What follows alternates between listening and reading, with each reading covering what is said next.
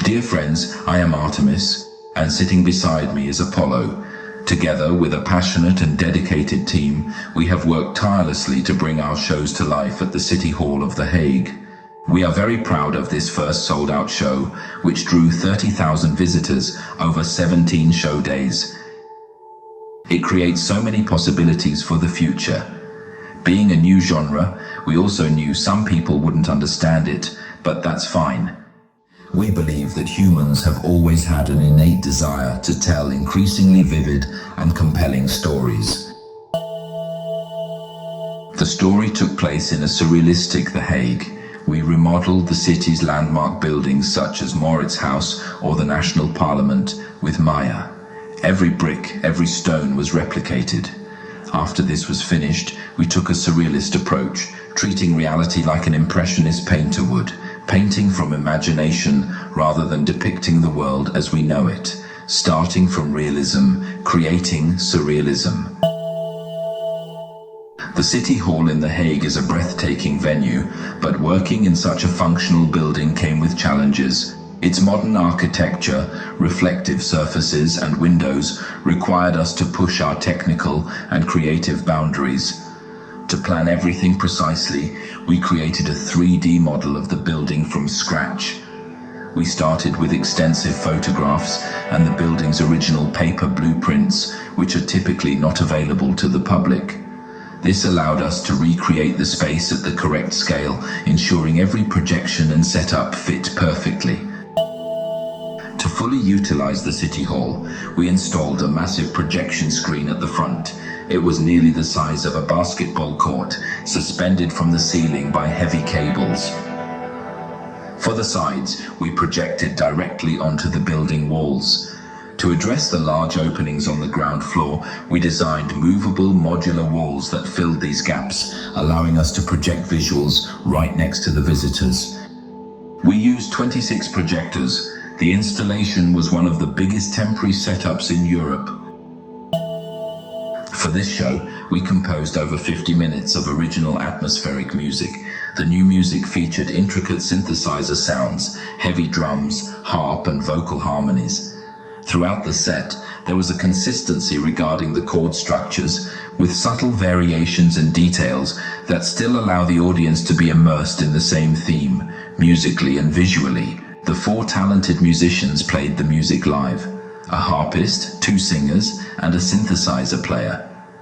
The time code runs with Ableton, using a Rosendahl synced through a Digico console, ensuring precise synchronization with Resolume for the visuals and with Grand MA Light console for the lights. A substantial part of the music was composed using synthesizer sounds from the 80s.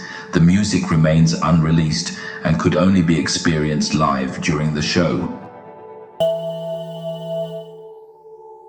Meet AiiR and Damien, the stars of the show. We started with metahumans as a base, but getting them to match our vision required a lot of work. For AiiR, we used MetaPipe to reshape her proportions and completely overhauled her textures for realism. Her hair is created in Houdini to add finer details and match the concept. The clothing design draws from the seamless blending of nature and Art Nouveau-inspired elements and futuristic aesthetics. This fusion of organic and digital elements served as a key influence. We iterated on the clothing multiple times to perfect the textures and style, ensuring they felt both futuristic and natural.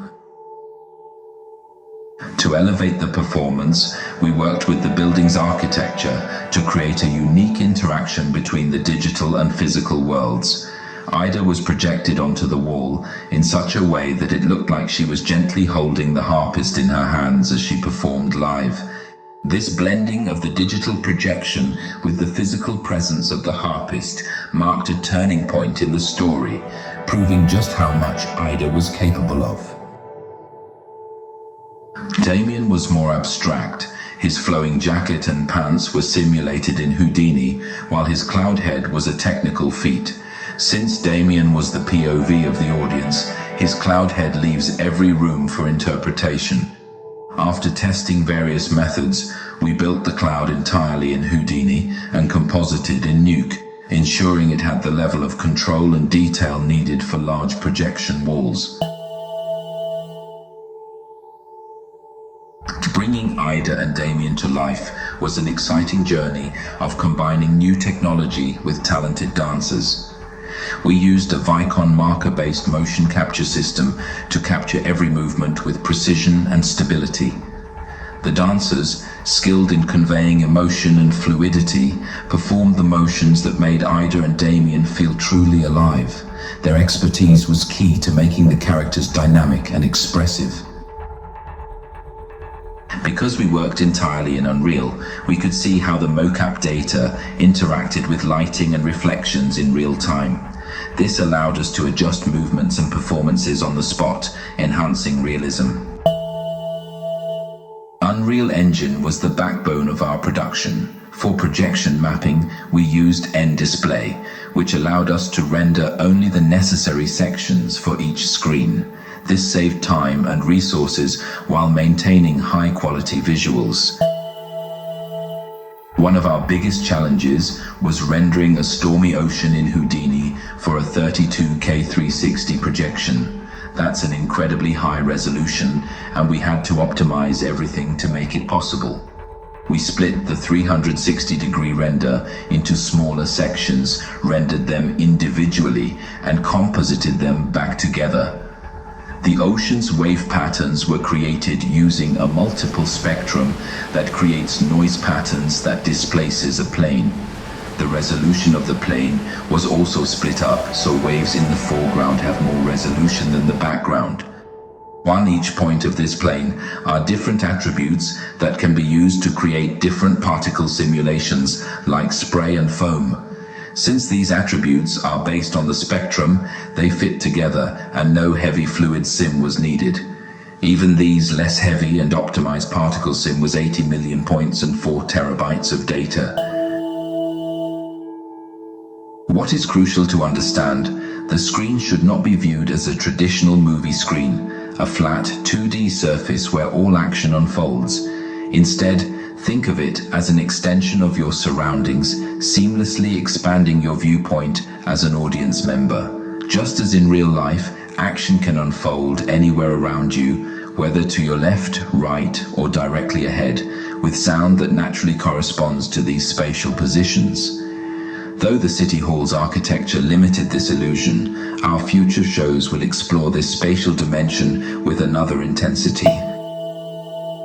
The screenplay we wrote is no typical Western story of a conflict between good and evil. Damien Blake, the audience's point of view, is a professor specializing in dreams.